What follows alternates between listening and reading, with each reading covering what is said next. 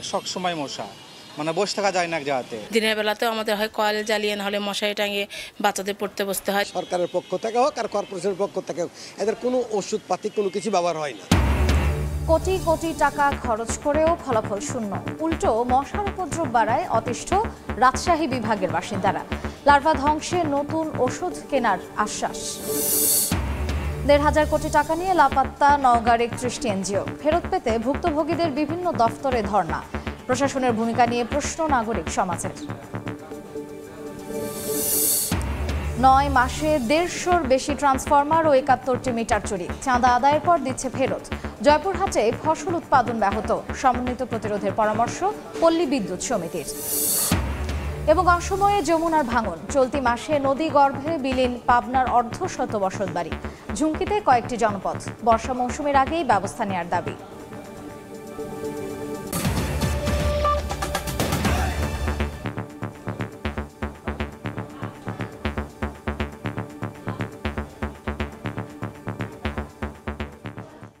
আমন্ত্রণ সময় সংবাদের নিয়মিত আয়োজন বিভাগীয় সময়। থাকছে সপ্তাহের ৭ দিন ভিন্ন ভিন্ন বিভাগের সংবাদ নিয়ে। আজ থাকছে রাজশাহী বিভাগ, সঙ্গে আছি আমি মার্জিয়া শ্রেয়া। মশক নিধনে প্রতি বছর কোটি কোটি টাকা ব্যয় হলেও ফলাফল শূন্য। উল্টো উপদ্রব বেড়েছে রাজশাহী বিভাগের সব পৌরসভা ও সিটি কর্পোরেশন এলাকায়। এতে ক্ষুব্ধ বাসিন্দারা। তাদের অভিযোগ, মশার ওষুধ ছিটানো হলেও কাজে আসছে না। পাশাপাশি পরিষ্কার করা হয় না ড্রেন ও নর্দমা। তবে নতুন ধরনের ওষুধ প্রয়োগের কথা জানিয়েছেন সংশ্লিষ্টরা। রাত দিন মশার যন্ত্রণা, তাই ভর দুপুরেও কয়েল জ্বালিয়ে পড়ছে শিক্ষার্থীরা। বগুড়া পৌরসভায় মশক নিধনের জন্য রয়েছে 25টি ফগার মেশিন ও 26টি হ্যান্ড স্প্রে মেশিন। প্রতি বছর এ খাতে বরাদ্দ 40 লাখ টাকা। তবে পৌর এলাকায় মশামুক্ত করতে এই সরঞ্জাম অপ্রতুল বলছেন সংশ্লিষ্টরা। দিনের বেলাতেও আমাদের হয় কয়েল জ্বালিয়ে, নাহলে মশারি টাঙিয়ে বাচ্চাদের পড়তে বসতে হয়। দুপুরে ঘুমাতে গেলেও মশারি টাঙিয়ে ঘুমাতে হয়। পানি নিষ্কাশনের ব্যবস্থা যদি থাকতো তাহলে মশাটা হয়তো কমতো। 21টা ওয়ার্ডে আমরা ফগার মেশিনের সাহায্যে মসকিটো সাইট দিয়ে আমরা স্প্রে করছি। নওগাঁ পৌরসভায় মশক নিধনে বার্ষিক বরাদ্দ প্রায় 30 লাখ টাকা। পৌরবাসীর অভিযোগ, বেশিরভাগ এলাকাতে নেই এই কার্যক্রম। মশার উপদ্রবে অতিষ্ঠ জনজীবন। পৌরসভা যে মশা নিধনের জন্য যে প্রয়োজন সেটা পদক্ষেপ একেবারেই নেয় না। বিভাগীয় শহর রাজশাহীতে পরিস্থিতি আরও ভয়াবহ। গত 3 বছরে মশক নিধনে সিটি কর্তৃপক্ষ ব্যয় করেছে 1,20 লাখ টাকা। তবে এর কোনো সুফলই পাচ্ছে না নগরবাসী। অপরিচ্ছন্ন মহানগরের ড্রেন আর খাল যেন মশার আবাসস্থল। ড্রেন টেন সব ভরে গেছে, তার জন্য মশার উৎপাদন বেশি বেড়ে গেছে। দিনে রাতের অনেক সবসময় মশা, মানে বসে থাকা যায় না এক জায়গাতে। এত যে মশার অত্যাচার, তারপরে কিন্তু সরকারের পক্ষ থেকে হোক আর কর্পোরেশনের পক্ষ থেকে হোক, এদের কোনো ওষুধপাতি কোনো কিছু ব্যবহার হয় না। তবে সিটি কর্তৃপক্ষ বলছে, নিয়মিত ড্রেন পরিষ্কারের পাশাপাশি মশার লার্ভা ধ্বংসে কেনা হচ্ছে নতুন ঔষধ। সপ্তাহে একদিন করে গোটা ড্রেনগুলো স্প্রে করি। তারপরে মানুষকে সচেতন করি যে আপনারা বাসার ময়লা বা অন্য জিনিস ড্রেনের মধ্যে ফেলবেন না। এবং আমাদের অলরেডি ড্রেন পরিষ্কারের কাজ চলছে, আপনার এক্সকাভেটর এবং ম্যানুয়ালি করা হচ্ছে মূল ড্রেনগুলো, যাতে পানির প্রবাহ ঠিক থাকে। তো আমরা আশা করছি হয়তো খুব দ্রুতই মানুষকে এই বিষয়ে যতটুকু সম্ভব রিলিফ দিতে পারব। আগামী বর্ষা মৌসুমে ডেঙ্গু পরিস্থিতি নিয়ন্ত্রণে এখনই সিটি ও পৌর কর্তৃপক্ষকে কার্যকর পদক্ষেপ সহ মনিটরিং বাড়ানোর দাবি বাসিন্দাদের। শাহিন আলম, সময় সংবাদ, রাজশাহী। এ নিয়ে আরো তথ্য জানাতে এই মুহূর্তে বগুড়ার সাতমাথা এলাকায় আছেন সহকর্মী আব্দুল আউয়াল এবং নওগাঁ পৌরসভা ভবনের সামনে আছেন এমআর রকি। শুরুতেই যাচ্ছি আউয়ালের কাছে। সবচাইতে বড় বৃহত্তম পৌরসভা ৭০ কিলোমিটারের বগুড়া পৌরসভায় মশক নিধনের জন্য আসলে যে বরাদ্দটি রাখা হয় বছর জুড়ে, সেটি কিন্তু একেবারে অপ্রতুল। মাত্র 40 লাখ টাকা বছর জুড়ে কিন্তু বগুড়া পৌরসভার বরাদ্দ ও ৭০ কিলোমিটারের পৌরসভা, যার মতো 30 লাখ টাকা ব্যয় করা হয় আসলে মশক নিধনের ওষুধের পেছনে এবং 10 লাখ টাকা ব্যয় করা হয় মশক নিধনের যে যন্ত্রপাতিগুলো ছিল সেগুলো মেরামতের জন্য। এর ফলে কিন্তু আসলে পৌরসভা বলছে মাত্র 25টি ফগার মেশিন এবং 25টি হ্যান্ড স্প্রে দিয়ে কিন্তু তারা আসলে 21টি ওয়ার্ডের পৌরসভা জুড়ে মশক নিধনের তাদের কার্যক্রম চালিয়ে থাকে। এছাড়াও যে ড্রেনগুলো রয়েছে সেগুলো পরিষ্কার করার পরে সেগুলোতে কিন্তু তারা ব্লিচিং পাউডার সহ জীবাণুনাশক যে পাউডারগুলো সেগুলো তারা ছিটিয়ে থাকেন। তবে আপনাদেরকে যদি দর্শক ক্যামেরার চোখে দেখানোর চেষ্টা করি, এই যে পৌরসভার সাতমাথা এলাকার যে ড্রেনটি রয়েছে এখানে কিন্তু মশার যেই লাভাগুলো সেগুলো কিন্তু একদম প্রকাশ্যেই রয়েছে এবং খুবই দুর্গন্ধ এবং বাজে একটা পরিবেশে কিন্তু এখান থেকে মশার উৎপাদন হচ্ছে বলে এলাকাবাসীদের অভিযোগ।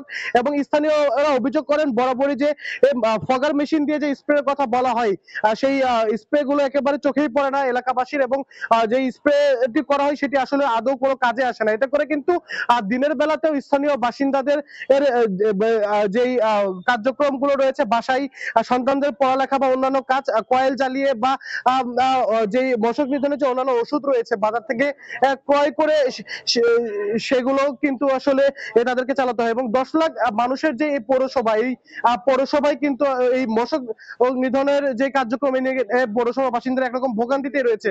তো বগুড়া থেকে এই ছিল এখন পর্যন্ত আমার কাছে সর্বশেষ। নওগাঁয় আছেন সহকর্মী এমআর রকি, চলে যাচ্ছি তার কাছে। 38.36 কিলোমিটার পরিধির নওগাঁ পৌরসভার প্রায় শতাধিক ড্রেন রয়েছে। এই ড্রেনগুলো মূলত আসলে মশার প্রজনন কারখানা হিসেবে পরিচিত। এই মশার যে প্রজনন ক্ষমতাগুলো যেভাবে ধ্বংস করার জন্য পৌরসভা বা পৌর কর্তৃপক্ষের যে দায় রয়েছে, এই ক্ষেত্রে কিন্তু একটা সবসময় উদাসীনতার অভিযোগ পাওয়া যায়। এবং মশা মারার জন্য যে বরাদ্দ প্রতি বছর বা মাসিক যে বরাদ্দগুলো থাকে, এই বরাদ্দের কিন্তু ন্যূনতম ছিটে ফোটাও প্রশাসনিকভাবে বিনিয়োগের জায়গাটায় ঘাটতি থাকার কারণেই এই দুর্ভোগটা কিন্তু চরমে ঠেকেছে। এই মুহূর্তে আসলে গ্রীষ্মকালীন সময় এলেই মশার যে দাপট তা কিন্তু চরমে ঠেকে। শহরবাসী দুপুরে বা বিকেলের পর থেকেই এক ধরনের মশার অত্যাচারেই অনেকটাই নির্ঘুম কাটাতে হয়। এবং এই জায়গায় পৌরসভার যে বরাদ্দের জায়গাটা, এটা নিয়ে কিন্তু বরাবরই প্রশ্ন তুলে থাকেন বিভিন্ন বিশিষ্ট জন থেকে নাগরিক প্রতিনিধিরা। যে পরিমাণ পৌরসভার এই দুর্ভোগ মোকাবেলার জন্য রাস্তাঘাটে তাদের যে ফগার মেশিন দিয়ে এই মশা নিধনের যে প্রক্রিয়াটা চালানো দরকার, এই ক্ষেত্রে কিন্তু সবসময় একটা উদাসীনতা, দায়িত্বহীনতা এবং সঠিকভাবে কাজটি হয় না বলে এই অভিযোগটি বরাবর রয়েছে। সব মিলে কিন্তু পুরো পৌরসভার এই নাগরিক দুর্ভোগ দীর্ঘদিনের, এবং এই দীর্ঘদিনের দুর্ভোগ মোকাবেলার জন্য মশার প্রজনন কারখানা বলে পরিচিত যে ড্রেনগুলো রয়েছে, ড্রেনগুলো নিয়মিত পরিষ্কার করা এবং ড্রেনগুলোর পাশাপাশি যেসব জলাশয় রয়েছে এই জলাশয়গুলোতে কীট যেসব রয়েছে মশা মারার জন্য, এই কীটগুলো কিন্তু সঠিকভাবে প্রয়োগের ক্ষেত্রেই জোর দেওয়া হয়েছে। এবং এই জোর দেওয়ার ক্ষেত্রে পৌরসভা থেকে কিন্তু এক গাদা কর্মী এখানে আমরা দেখি কাজকর্ম করছে, কিন্তু প্রকৃত অর্থে বাস্তবায়নের ক্ষেত্রে একটা বড় ধরনের দুর্বলতা কিন্তু এখানে রয়েছে। এই দুর্বলতাকে কাটিয়ে ওঠার জন্য বিশিষ্ট জনরা সবসময় দাবি করছেন যে পৌরসভার যে বাৎসরিক ব্যয় বরাদ্দ হয় প্রায় 30 লক্ষ টাকার উপরে তারা ব্যয় করে থাকেন, এই ব্যয়টি যেন সঠিকভাবে এই মশা নিধনের ক্ষেত্রে প্রয়োগ করা হয় এবং সঠিকভাবে এই মশা নিধনের মাধ্যমে যেন পৌরবাসী একটা স্বস্তি পায়, সেই কথাটা কিন্তু দাবি হিসাবে উঠে আসছে। এই ছিল নওগাঁ সার্বিক মশা নিধনের খবর আমার কাছে। সরাসরি ছিলাম বগুড়া এবং নওগাঁয়। এদিকে এ নিয়ে আলোচনা করতে এই মুহূর্তে রাজশাহীর নগর ভবনে আছেন সহকর্মী সাইফুর রহমান রকি। তার সঙ্গে যুক্ত হচ্ছেন রাজশাহী সিটি কর্পোরেশনের উপপ্রধান পরিচ্ছন্ন কর্মকর্তা সেলিম রেজা রঞ্জু। সরাসরি চলে যাচ্ছি তার কাছে। রাজশাহীতে মশার উপদ্রব বেড়ে যাওয়ায় নগরবাসী ভোগান্তির মধ্যে পড়েছেন। এই বিষয়ে কথা বলার জন্য রাজশাহী সিটি কর্পোরেশনের উপপ্রধান পরিচ্ছন্ন কর্মকর্তা সেলিম রেজা রঞ্জুর সঙ্গে কথা বলবো। আমরা জানি যে আপনারা দীর্ঘদিন ধরে মশা নিধনে কাজ করছেন, তারপরেও কেন আসলে এত মশা? আচ্ছা, ধন্যবাদ আপনাকে। আপনারা নিশ্চয়ই জানেন যে মশার এখন প্রজননের সময়, অর্থাৎ এই সময়টাতে মশা প্রাকৃতিকভাবে এমনি বেশি বৃদ্ধি পায়, এটা আমরা সকলে জানি। তারপরেও জনগণের ভোগান্তি রোধে রাজশাহী সিটি কর্পোরেশন মশা নিধনে সর্বোচ্চ তাদের যে ব্যবহারটি সেটাই করে যাচ্ছে। আমরা আমাদের 30টি ওয়ার্ড রাজশাহী সিটি কর্পোরেশনে, এই 30টি ওয়ার্ডে আমরা চলমান যে কার্যক্রম সেটি আমাদের রয়েছে। প্রত্যেক দিন আমাদের একদল দক্ষ কর্মী তারা 30টি ওয়ার্ডে তারা মশা নিধনে কার্যকর ভূমিকা পালন করে যাচ্ছে। এছাড়াও আমরা কাদা উত্তোলন, প্রতিটা সেকেন্ডারি প্রাইমারি যে ড্রেনগুলো রয়েছে এটা কাদা উত্তোলনের কার্যক্রম আমরা হাতে নিয়েছি আগাম বৃষ্টি এবং মশার যে প্রজনন মৌসুম এটাকে সামনে রেখে, যেন জনগণের ভোগান্তিটা কিছুটা কম হয়। এছাড়াও আমরা ফোগার স্প্রে শুরু করেছি 30টা ওয়ার্ডে, যেটা গতকালকে থেকে শুরু হয়েছে। ড্রেনগুলো পরিষ্কারের জন্য আমরা যথাযথ ব্যবস্থা গ্রহণ করেছি। আপনি নিশ্চয়ই জানেন যে আমাদের জনগণের সহায়তায় কিন্তু রাজশাহী সিটি কর্পোরেশন পরিষ্কার পরিচ্ছন্নতায় দেশে এবং দেশের বাইরে একটি সুনাম অর্জন করেছে। সেই সুনামটি অক্ষুণ্ণ রাখার জন্য, সেই সুনামটি ধরে রাখার জন্য জনগণের সহযোগিতার পাশাপাশি আমরা রাজশাহী সিটি কর্পোরেশন বিভিন্ন লার্ভিসাইড, অ্যাডাল্টিসাইড এই দুটো ওষুধ মশা নিধনের জন্য এটা প্রয়োগ করে যাচ্ছে এবং ড্রেনগুলো ঝোপঝাড় সব পরিষ্কার করছে। কিন্তু যেহেতু মশার প্রজনন মৌসুম এখন, সেহেতু মশা স্বাভাবিক সময়ের চেয়ে এখন একটু বেশি মনে হচ্ছে। তবে বছরে আমরা যেমনটি জানি যে বছরে রাজশাহী সিটি কর্পোরেশন 1.5 কোটি টাকারও বেশি লার্ভিসাইড এবং অ্যাডাল্টিসাইড ওষুধ কিনছে, এরপরেও কেন মশা নিধন করা যাচ্ছে না, কমছে না? আমরা যেটি প্রথমে বললাম আপনাকে যে আমরা লার্ভিসাইড, অ্যাডাল্টিসাইড প্রয়োগ করছি, তবে যেহেতু মশার ব্রিডিং পিরিয়ড সেহেতু মশা একটু বেশি উপদ্রব মনে হচ্ছে। তবে আমি আশা করছি কিছুদিনের মধ্যে আমাদের যে কার্যক্রমটি আমরা হাতে নিয়েছি ফোগার স্প্রে সহ অর্থাৎ লার্ভিসাইড, অ্যাডাল্টিসাইড প্রয়োগের মাধ্যমে ঝোপঝাড় এবং ড্রেন পরিষ্কারের যে কার্যক্রমগুলো আপনারা দেখবেন যে বড় এক্সকাভেটর মেশিন, যেগুলো ছোট ড্রেন সেগুলো ছোট এক্সকাভেটর মেশিন দিয়ে কাদা উত্তোলনের কাজ, ঝোপঝাড় পরিষ্কারের যে ব্যবস্থাটি আমরা গ্রহণ করেছি, আমরা আশাবাদী যে জনগণকে আমরা স্বস্তি দিতে পারবো। তবে একটি কথা আমি বলি, যেহেতু নগরবাসীর আরেকটি অভিযোগ রয়েছে যে আগে যে কাজগুলো চলমান যেভাবে দ্রুত গতিতে হতো, এখন সেটি অনেকটাই কিন্তু গতি কমে গেছে, এটি কেন? আচ্ছা, আমরা মনে করি যে ফগার যেটা আমরা স্প্রে করি এটাতে কিন্তু মশা নিধন সম্ভব না। যেটি অ্যাডাল্টিসাইড সেটা আমরা প্রয়োগ করছি, লার্ভিসাইড যেটা লার্ভিসাইড আমরা যেটা প্রয়োগ করি মশার যে ডিম ধ্বংস, এই কার্যক্রমটা কিন্তু আমাদের প্রতিনিয়ত চলমান এবং আমাদের যা কর্মী রয়েছে তারা কিন্তু প্রতিনিয়ত এটা ব্যবহার করছে। কিন্তু জনগণের যে অভিযোগটি আপনি বললেন যে হয়তো ফগারের যে ধোঁয়া এটা দৃশ্যমান, সকলে দেখে যে মশা নিধনের কার্যক্রম চলছে, কিন্তু যেহেতু আমরা লার্ভিসাইড প্রয়োগ করছি এটাতে কোনো ধোঁয়া নাই, খুব ছোট মেশিন দিয়ে এটা কার্যক্রমটা চলমান থাকে, সেহেতু জনগণ মনে করছে হয়তো কার্যক্রম চলছে না, কিন্তু আমাদের কার্যক্রম চলছে। এবং লার্ভিসাইডের পাশাপাশি অ্যাডাল্টিসাইড আমরা ফগার মেশিনটাও যেটা ধোয়া হয় সেখানে আপনারা নিশ্চয় জানেন যে মশা কিছুক্ষণের জন্য হয়তো 1 ঘন্টা একটু বিরতি দেয়, তারপরে তারা কিন্তু আবার সচল হয়ে যায়। এই কারণে আমরা লার্ভিসাইড ডিম ধ্বংসের উপরে জোর দিয়েছি এবং ঝোপঝাড় জঙ্গল যদি আমরা কমাতে পারি সেক্ষেত্রে আমার মনে হয় যে মশার যে উপদ্রব সেখান থেকে কিছুটা আমার নগরবাসীকে আমরা স্বস্তি দিতে পারবো। ধন্যবাদ আমাদের সঙ্গে এতক্ষণ যুক্ত থাকার জন্য। আপনারা শুনছিলেন যে রাজশাহী সিটি কর্পোরেশনের পক্ষ থেকে চেষ্টা করা হচ্ছে যে মশার উপদ্রব কিভাবে কমানো যায় সেই বিষয়টি তারা বিশেষভাবে গুরুত্ব দিয়ে কাজ করছেন। তো এই ছিল আমার কাছে রাজশাহী থেকে সর্বশেষ। মাসে নওগাঁয় 31টি এনজিও গ্রাহকের প্রায় 1.5 কোটি টাকা হাতিয়ে নিয়ে উধাও হয়ে গেছে। উচ্চ মুনাফার আশ্বাসে এসব এনজিও আমানত গ্রাহকদের কাছ থেকে সংগ্রহ করছিল। টাকা ফেরতের দাবিতে ক্ষতিগ্রস্তরা এখন ধর্ণা দিচ্ছেন প্রশাসনের বিভিন্ন দফতরে।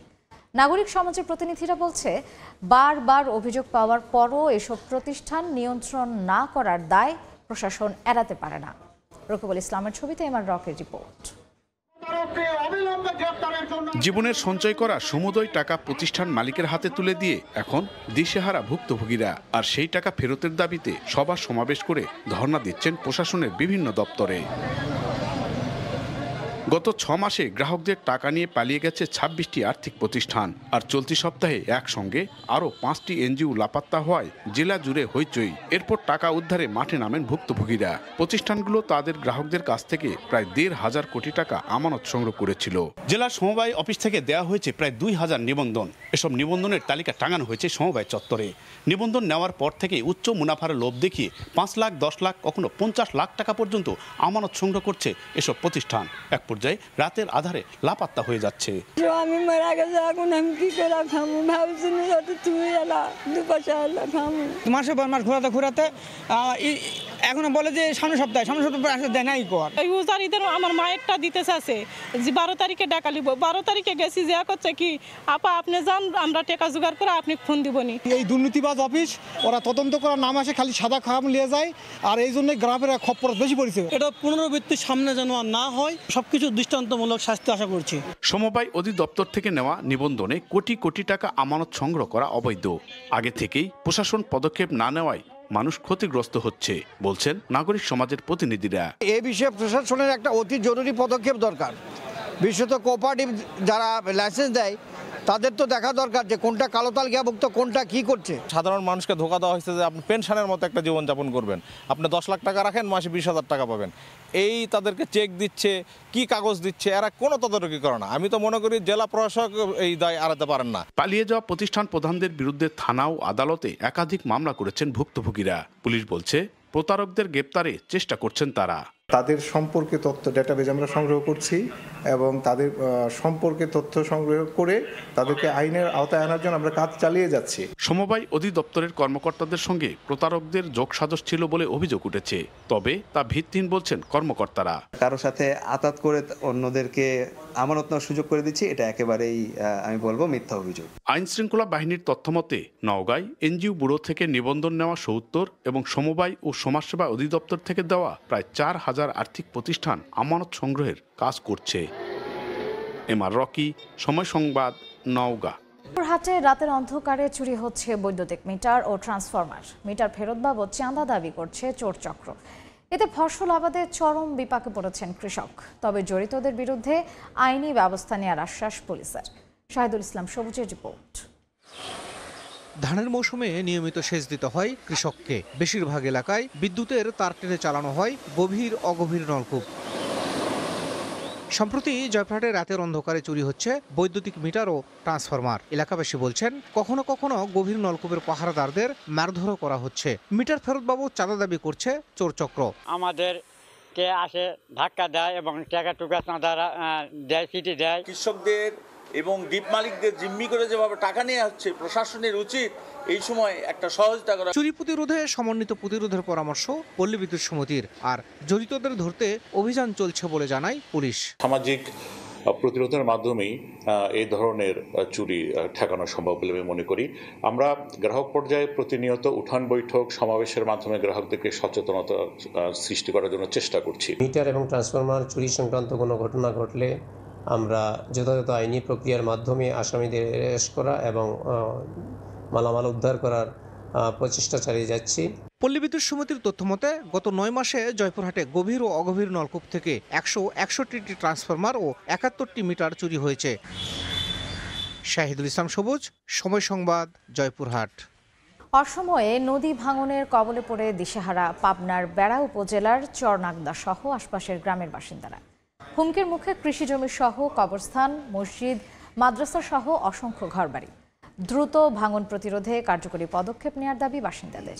এ ব্যাপারে দ্রুত ব্যবস্থা নেওয়ার আশ্বাস পানি উন্নয়ন বোর্ডের। সবুজ মোল্লার রিপোর্ট। ভাঙছে যমুনার পার, নদীতে বিলীন হচ্ছে শত শত বিঘা ফসলের জমি। হুমকির মুখে স্কুল, কলেজ, মসজিদ, মাদ্রাসা ও বিভিন্ন প্রতিষ্ঠান। পাবনার চরছারশিয়া গ্রামের বৃদ্ধ নান্নু মোল্লা দেখেছেন যমুনার ভয়াবহতা। নদী ভাঙনে হারিয়েছেন 10 বিঘার বেশি ফসলি জমি। 3 কিলো নদী বাইরে ছিল, এখন ভাঙতে ভাঙতে আমাদের বাড়ির কাছে নদী চলে আসছে। একই দশা বেড়া উপজেলার যমুনা পাড়ের বাসিন্দাদের। ইতিমধ্যে নদী ভাঙনে ফসলি জমি, বসতভিটা হারিয়ে নিঃস্ব হয়েছেন বহু পরিবার। তার মতন অবস্থান নাই, আমার যা ছিল সব শেষ, সব ভাঙে নদীর বলে চলে গেছে। তবে নদী ভাঙন প্রতিরোধে ব্যবস্থা নেওয়ার আশ্বাস দিয়েছে পানি উন্নয়ন বোর্ড। পার্মানেন্ট ওয়ার্ক করার জন্য আমরা ইতিমধ্যে ডিপিপি সাবমিট করেছি। ডিপিপিটা দ্রুত পাস করে এখানে পার্মানেন্ট ওয়ার্ক করার জন্য আমরা পদক্ষেপ নিয়েছি। চরনাগদায় লক্ষাধিক মানুষের বসবাস। এর মধ্যে সম্প্রতি নদী ভাঙনে 50টি বসতভিটা হারিয়েছেন তারা। সবুজ মোল্লা, সময় সংবাদ, পাবনা। চাঁপাইনবাবগঞ্জের বাগানগুলোতে তীব্র খরা ও অনাবৃষ্টিতে ঝরে পড়ছে আম। এতে ব্যাপক হারে ফলন বিপর্যয়ের আশঙ্কা করছেন চাষিরা।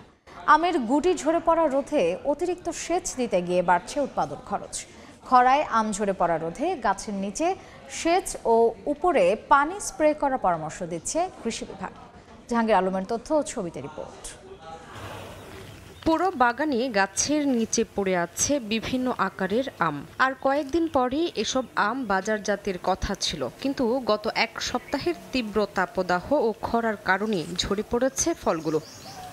চাঁপাইনবাবগঞ্জের বরেন্দ্র অঞ্চলের প্রায় সব আম বাগানের এমন চিত্র। গভীর নলকূপ বসিয়ে বাগানে সেচ দিতে গিয়ে দেখা গিয়েছে ভূগর্ভস্থ পানির সংকট। চলতি মৌসুমে প্রায় ৯৫% গাছে মুকুল আসলেও তাপদাহ ও কুয়াশার কারণে তুলনামূলক গুটি কম এসেছে।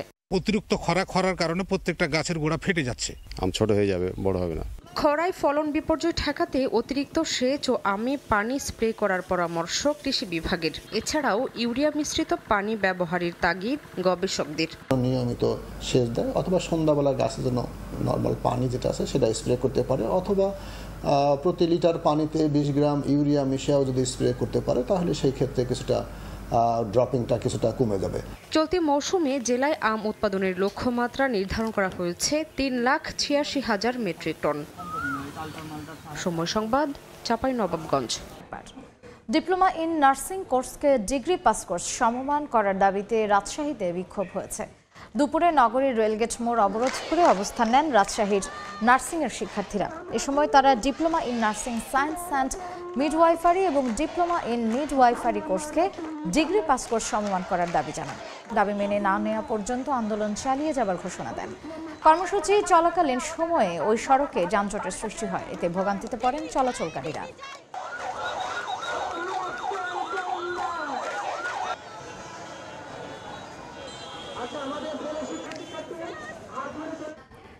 সিএনজি অটোরিকশা চালক আজগর হত্যা মামলায় বগুড়ায় 2 জনের মৃত্যুদণ্ডের আদেশ দিয়েছেন আদালত।